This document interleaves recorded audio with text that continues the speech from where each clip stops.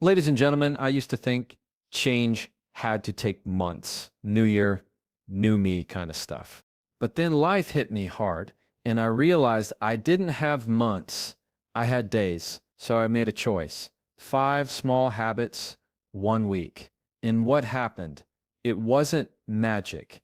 It was momentum. Today, I'm going to share those 5 habits that didn't just tweak my routine. They shifted me. If you're stuck, tired, or just looking for real change that doesn't need a miracle, this is your moment. Most people don't realize this, but the way you start your day is often the way you carry your day. It sets the tone. It's the first domino. And for a long time, was letting that first domino fall in the wrong direction. I'd wake up, reach for my phone, scroll, compare, scroll again. And by the time I actually got out of bed, I was already behind on time, behind on peace, behind on as me. Then I asked myself something simple. What would happen if I gave myself one win? Just one before 9. Nothing big. I'm not talking about running 5 miles or journaling through my trauma at sunrise. I mean small, simple, achievable, like making the bed, drinking a full glass of water, opening a window, and letting in some air. The truth is, we underestimate how powerful the first thing we do is because it's not about the thing, it's about the signal it sends. You're telling your brain, hey, I'm in motion, I follow through, I can trust myself. And if you've been in a season where you don't trust yourself to show up, that one little win becomes everything. I started by just standing up and making the bed. I know it sounds obvious, but it wasn't for me. It was symbolic. It meant I'm not going back to sleep on this day. I'm owning it. That took maybe 30 seconds. Then I drank water before coffee, before emails. I stood there and said out loud, this is my reset. Not because I needed to believe it instantly, but because I needed to hear myself take charge. That little 2-minute routine didn't change my schedule. It changed my identity. It reminded me, even on the hard days, that I was capable of doing something productive without needing to feel fully motivated. That's the thing we get wrong. We wait until we feel like it. But discipline doesn't wait. Discipline just moves. You want to start small. Here's something I've told people. Pick something that takes 2 minutes or less. Make the bed. Stretch for 60 seconds. Write one line in a notebook. Today, I get to try again. Doesn't have to be deep. It just has to be done. That's the win. And once you have that one win, the second feels less impossible. You've already proven you can get momentum. You've already reminded your nervous system we're safe, we're in control, we've got this. I'll be honest, it felt silly at first, too simple, like I was pretending to be productive. But that's what real change looks like. Subtle, boring, and consistent. And I'll take boring over burnout any day. Because if you keep chasing extreme morning routines that you can't sustain, all you're doing is building a longer list of things to feel guilty about. But one win, you can do that every day, even on the hard ones, especially on the hard ones. And eventually those small acts start to reshape your story. You stop saying, I'm not a morning person, and start saying, I'm a person who shows up for myself first thing. That's not about hustle. That's about self-respect. And once I started leading with that kind of energy, the rest of my day followed suit. My conversations were calmer. My decisions were clearer, not perfect, but better. And when I messed up later in the day, I didn't spiral because I had already given myself proof that I could start over. So if you're looking for change and fast change, don't overthink it. Don't wait for the ideal plan, the fin alarm, the perfect playlist. Just ask yourself, what's one I can lock in before 9 a.m. and then do it. Not to impress anyone, not to post it, just to build trust with yourself again. That's how it started for me. One win, one morning, one decision to stop letting the day decide for me. And that changed everything. For the longest time, the loudest voice in my life wasn't someone else's. It was mine, but it wasn't kind. It wasn't helpful. It sounded like, why can't you get it together? You're always behind. You should have figured this out by now. And I didn't even realize how often I was talking to myself like that, because when it's internal, it's invisible. It just becomes the background noise we accept as truth. But let me ask you something. If someone talked to you The way you talk to yourself, would you let them stick around? Probably not. Yet, we give that version of our own voice a front row seat. That second habit changed that for me. And it wasn't about saying affirmations in the mirror or pretending everything was fine. It was about catching how I was speaking to myself in the moment and asking, is this helping me or hurting me? That question alone started to shift the whole inner dialogue. I started to notice the language I used when I made a mistake. Before it was automatic. You're such an idiot. Of course, you messed that up. But I paused just once and asked myself, what would I say if a friend made this mistake? I wouldn't tear them down. I'd say, it's okay. You missed it. Try again tomorrow. That's not letting myself off the hook. That's just truth with grace. And truth with grace is what builds change that sticks. We don't realize how much of our day is shaped by our self-talk. You forget something, and that voice says, here we go again. You scroll too long, and it whispers, see, you're lazy. And when that becomes the narrative, it doesn't just drain your energy. It robs you of the ability to reset. Because if you think you're a failure, you stop trying. But if you remind yourself, I slip, but I'm learning. Now, you have something to build on, something real. I didn't want to lie to myself. I didn't want to sugarcoat things, but I had to learn that being honest with myself didn't mean being a harsh. It meant being clear. There's a difference between saying you need to do better and saying you're a failure. One calls you forward, the other keeps you stuck.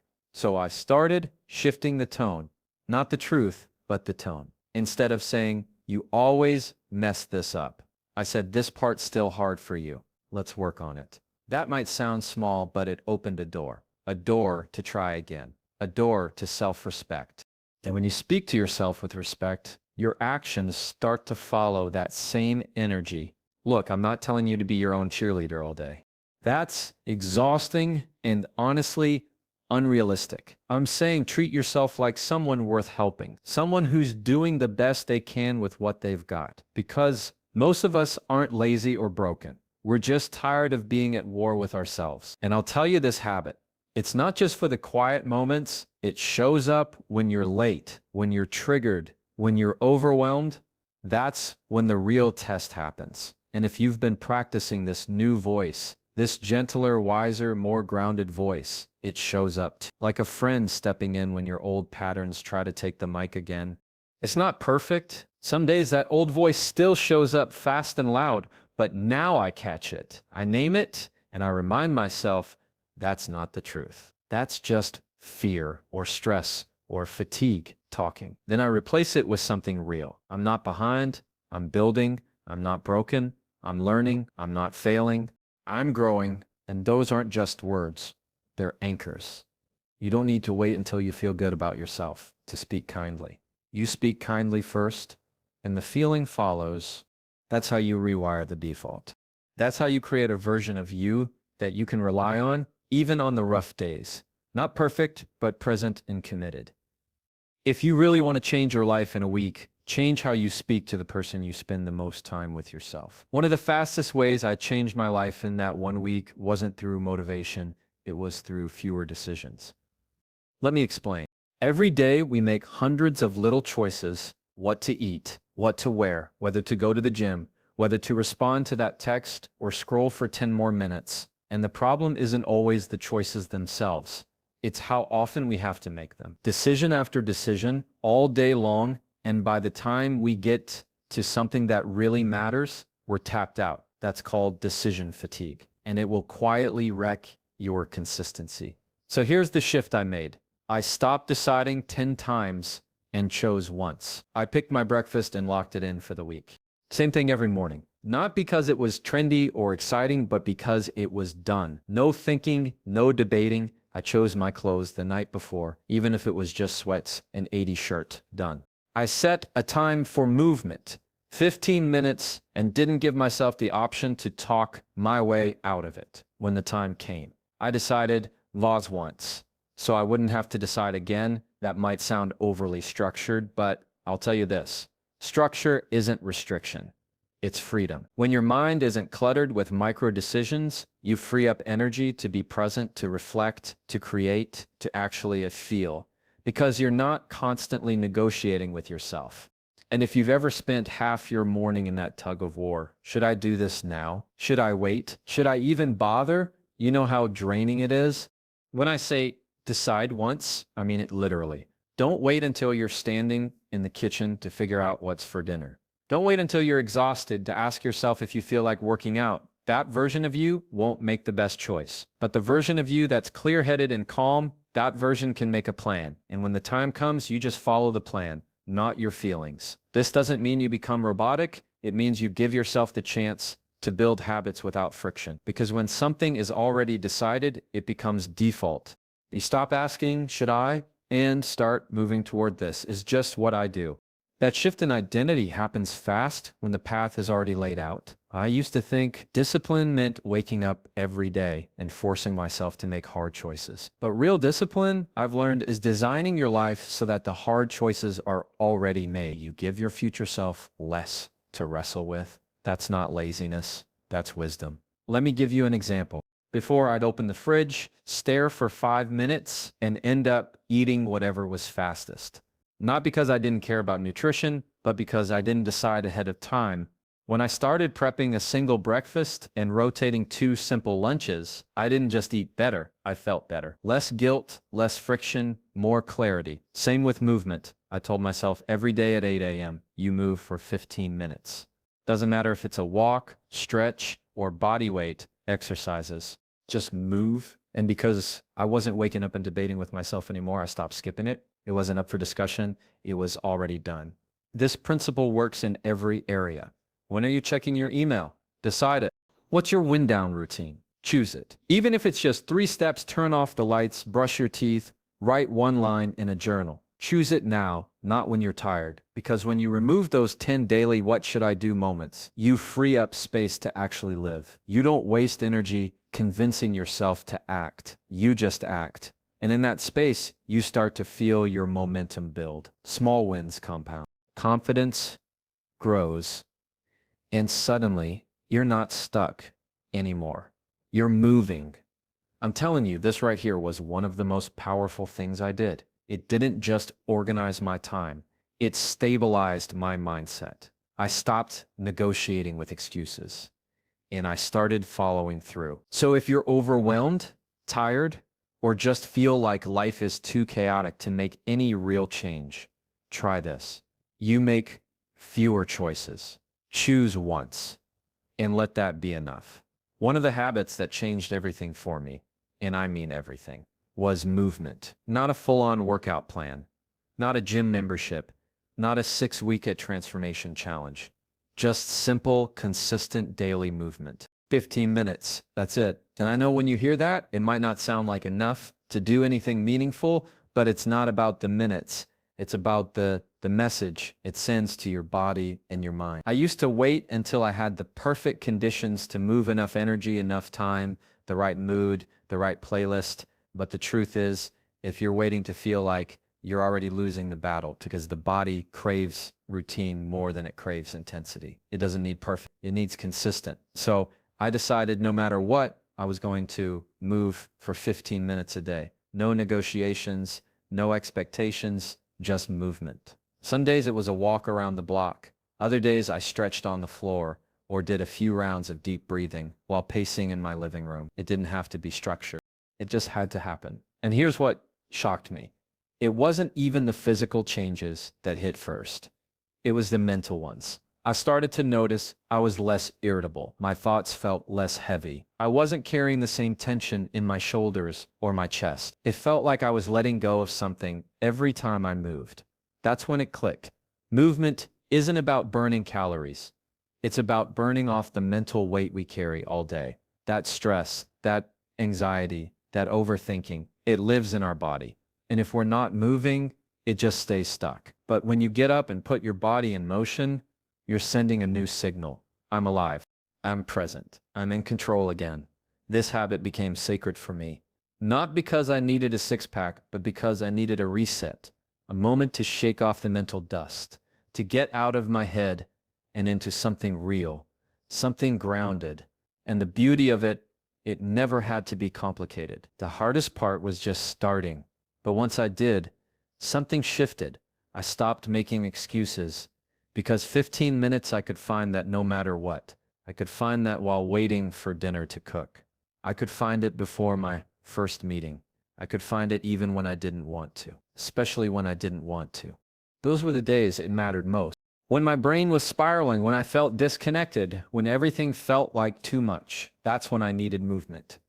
The most. Not to fix everything, but to remind me I still had a say in how my day went. And I'm not here to tell you what kind of movement you should do. That's up to you. Walk, stretch, dance, do push-ups, breathe deeply, and sway to music.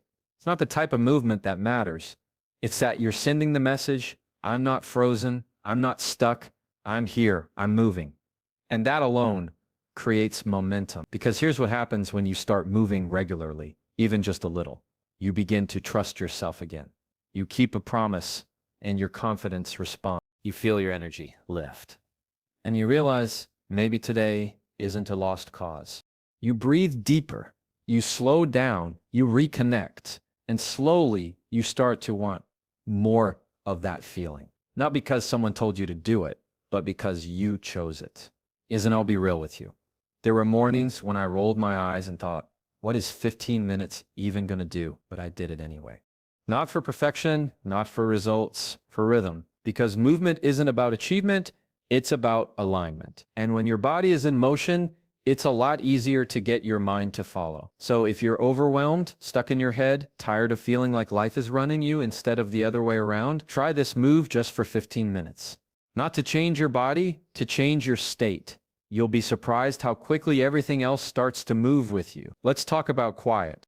Not just silence, but actual digital quiet. A space where your brain isn't being pulled, poked, and pinged every 5 seconds. Now, I'll admit this was one of the hardest habits for me to build, not because I didn't believe in it, but because I was so used to being surrounded by noise, notifications, news, social media, podcasts playing in the background while I brushed my teeth. Constant input. And for a while, I thought that made me more productive, more in the loop, more connected, but what I was really doing was drowning in distraction. And here's what I noticed. When there's no space for your thoughts, you start to forget what they even sound like. Your own voice, your own instincts, your own sense of what matters. It gets lost in the feed. Every opinion becomes yours. Every crisis becomes your urgency. And before you know it, you're not living your life. You're reacting to someone else's. So I made a rule, 1 hour of digital quiet every single day. No phone, no email, no background noise. Just me in the world, undistracted. Now, I'm not talking about a full tech detox or disappearing into the woods. I'm talking about reclaiming 1 hour where I don't need to consume. I can just be.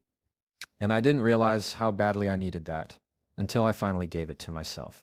That hour became a kind of sanctuary. I'd go for a walk without headphones or sit with a notebook, not even to journal, just to think. Some days I'd cook or clean with no distractions, just my thoughts and my breath. And the rhythm of doing something simple, and what started happening was clarity. Not all at once, not lightning bolts of insight, just this slow, quiet unfolding of thoughts that were actually edge mine. I began to hear the difference between urgency and importance, between pressure and peace. The truth is, your brain needs space. It needs boredom. It needs stillness. That's not weakness. That's wiring.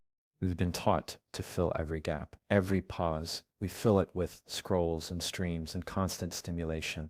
But the most powerful ideas, the most grounded decisions, they don't show up when your mind is cluttered. They show up in the space in between. And this digital quiet, it didn't just give me peace. It gave me perspective. I started noticing how much of my anxiety wasn't mine. It came from whatever I had just seen or read. It came from things I couldn't control, but had absorbed anyway. And once I cut that off for even 1 hour a day, I felt lighter, sharper, more steady. It's wild how much noise we accept as normal, how often we reach for our phones without even knowing why. And look, I'm not against technology. It connects us. It informs us. But if it's not managed, it will manage every you. And that's the part we don't talk about enough. You can't create a meaningful life if your attention is constantly being hijacked. This habit changed how I show up in conversations. I started listening more. I started catching the tone in someone's voice that I used to miss because I was half listening, half scrolling. I started feeling more in control of my time because I was no longer being pulled into 1,000 directions before I even had breakfast. 1 hour of quiet won't solve everything, but it will give you a chance to check in, to reset, to notice what's going on inside of you before the world gets its hands on you. And if you're not sure where to start, try the first hour of your morning or the last hour before bed. No rule. Just unplug and watch what rises when the noise settles. Because here's the truth. Clarity doesn't shout. It whispers. And you can't hear it if you're always tuned in to everything else. You want real change. Start by giving yourself the quiet to hear what your life has been trying to tell you. There's a moment right before change where most people get stuck. It's not because they don't want it bad enough. It's not because they don't know what to do. It's because they're waiting to feel ready. And I get it. I used to live there right on the edge of a decision, telling myself once I'm more confident, once I'm more certain, once I'm more prepared, then I'll do it. But here's what I learned. Ready is a feeling, not a fact. And feelings are unreliable when you're trying to do something new. That's where the final shift came in for me. I stopped trying to feel ready and I started aiming for something much more honest. I asked myself, what's real right now? Not what's perfect, not what looks good, what's honest. That meant admitting I was scared to start, that I had self-doubt. That part of me didn't believe I could pull it off, but I stopped trying to hide from that. I let myself feel it without letting it steer the wheel. You see, honesty is what creates momentum. Not pretending you've got it all figured out. Not putting on a face. Just naming what's true without judgment. I'm overwhelmed. I'm embarrassed. I'm starting so late. I'm tired, but I still care. Those are honest statements. And when you speak them out loud, even just to yourself, you take the pressure off needing to perform and you create space to move. It's not about lowering the bar. It's about standing on solid ground. Because if you build a plan on top of false confidence, it'll crumble the moment something shakes it. But if you build it on honesty, even if that honesty says, I'm scared, but I'm showing up anyway, that's stable.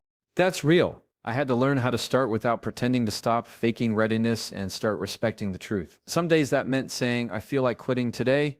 Other days it meant, I don't think I'm doing this well. And instead of stuffing those feelings down, I'd meet them with curiosity.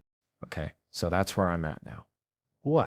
This habit, being honest, instead of trying to feel ready, changed how I saw progress.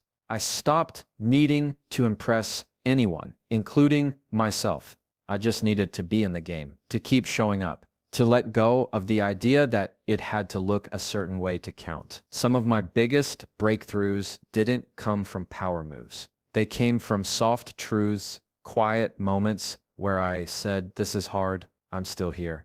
That level of honesty invites compassion. And once you treat yourself with compassion, the shame that kept you stuck doesn't hold as much power anymore. You're not waiting for confidence to start. You're second building it by starting, even while shaking. And what's wild is people can feel the difference when you're honest about where you are. When you're not trying to impress or convince, it creates trust. It connects. It inspires. Because deep down, everyone's tired of pretending to you. Being real gives them permission to be real. I'm not saying honesty makes things easier, but it makes things possible because you stop wasting energy managing a version of yourself you're trying to perform. And that frees up your mind to focus on what actually matters, doing the thing one step at a time, imperfectly but fully engaged. This was the final piece for me, the thing that allowed the other habits to stick. You can have structure, discipline, clarity, but if you're still lying to yourself about where you are, none of it lasts. You'll start and you'll push and collapse. But when you move from a place of truth, even a hard truth, the progress is steady. It's grounded. So I'll leave you with this. Stop trying to feel ready. That feeling may never come. Start with honesty instead. Tell the truth about where you are and let that truth be the foundation for what comes next. If you take anything from what I've shared today, let it be this. Your life doesn't have to change in a year to be meaningful. It can change in a week. Not because of some breakthrough or a miracle, but because you decided to show up differently. You gave yourself one win before 9 a.m. You learned to speak to yourself like someone worth believing in. You stopped making the same decision 10 different times. You moved your body even when your mind didn't want to. You made room for quiet in a world that demands noise. And maybe for the first time, you chose honesty over pretending to be ready. That's not a new version of you. That's this real version of you finally being given a chance to lead. And if 5 small habits can do this in just 7 days, imagine what trusting yourself could look like for the rest of your